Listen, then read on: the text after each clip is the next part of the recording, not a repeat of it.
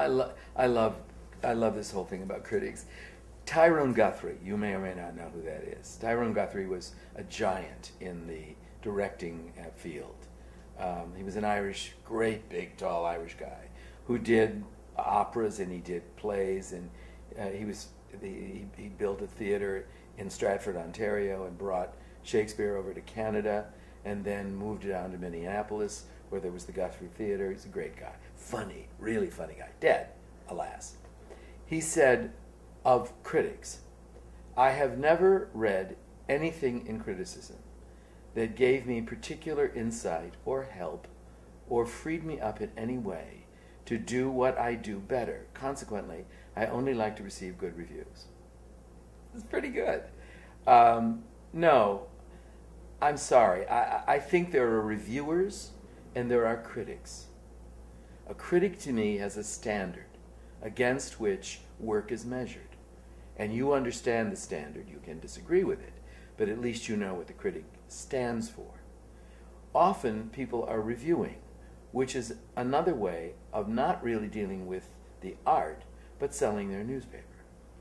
And these days, because print is now less interesting than this, and is losing value and ground, they're a little bit more strident all the time in trying to be hip, trying to say something really hot, interesting, or controversial.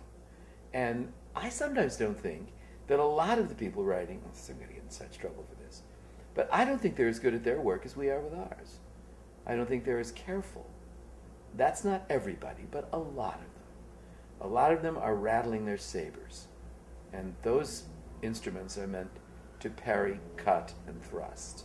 And when they're handled beautifully, I guess they're great to read. But when they're just noise, I don't really like it. I try not to get hung up on it.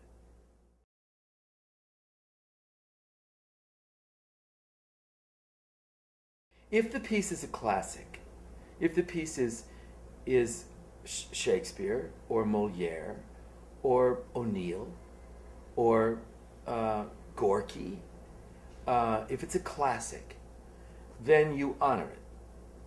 And if you believe that it's a classic, I think you should do it. I don't think you should take a magic marker and put your ego all over it. I think if you love the piece, you have a responsibility to do it.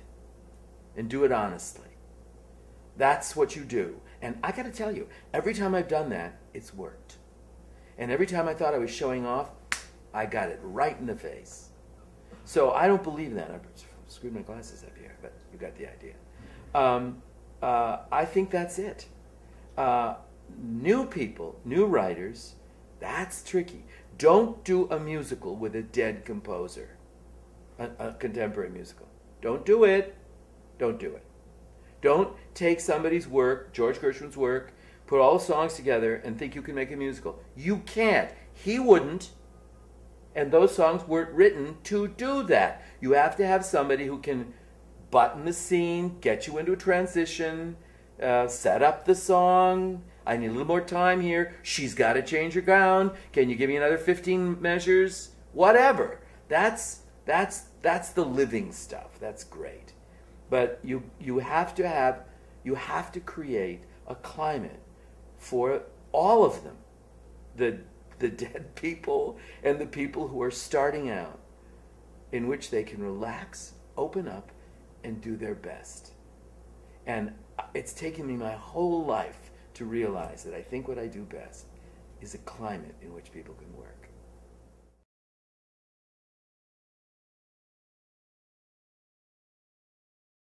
I hadn't been at the Metropolitan Opera before. This was my Met debut. I'm 112 years old. It's about time I did a Met opera. There are 3 little operas. I find out later this is the largest production the Met has ever done. It's larger than Turandot, which is too big.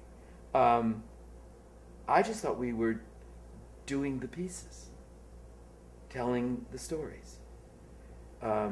Maestro Levine saw a run-through of Suor Angelica, and he was weeping at the end of it.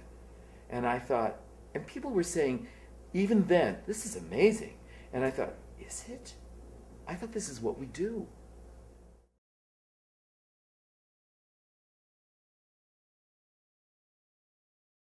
You have to do it from the inside out. You cannot think of Maestro Levine and that orchestra, or a piece like Tridico, in terms of the result. You can't start by sort of saying, I'm really going to fucking do something here, and you guys are going to be knocked on your ass, watch it. You can't. You have to find your way into the inside of it. And then you think to yourself, what about this story touches me, if at all? And if it doesn't, baby, I don't do it.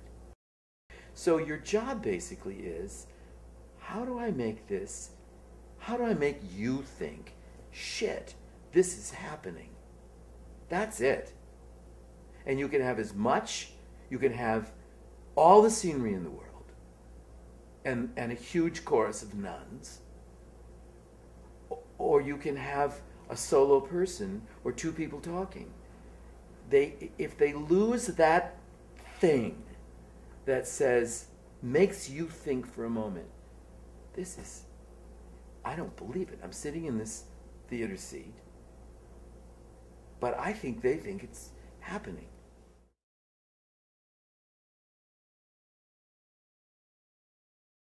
Go to Hairspray. It's a lot of fun. You'll have a great time. It delivers. Hairspray kicks ass. I'm sorry, it does. I'm very proud of it. Everything doesn't. And I'd say ask people on the street what they like. Because it's not all worth whatever it is now, $120 a ticket. Got a date? I mean, what are you guys, 4 years old? You can't. I mean, you can't do that. You can't do that. So there's a ton of culture going on that you can't participate in. I thought I was doing my work for you. I assume this is the dialogue that I have achieved and that I honor, because the fact that I'm sitting here talking to you is so cool to me that you want to hear this. But I owe you something, and I can't ask you to pay $125 a ticket to see it. I don't get it, and I'm angry, but there you are.